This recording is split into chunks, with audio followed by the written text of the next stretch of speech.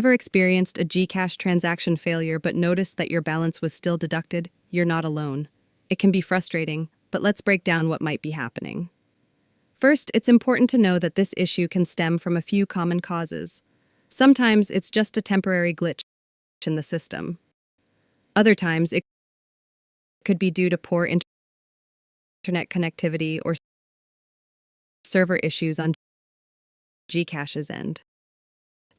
So, what should you do? Start by checking your transaction history. This will help you confirm whether the payment was processed or not. If you see the transaction listed, don't panic just yet. Next, try restarting the app or your device. It sounds simple, but it can often resolve minor glitches. If that doesn't work, reach out to GCash support directly through the app. They're usually quick to respond and can help you resolve the issue. Make sure to have your transaction details handy, like the date, amount, and the merchant involved. This will speed up the process.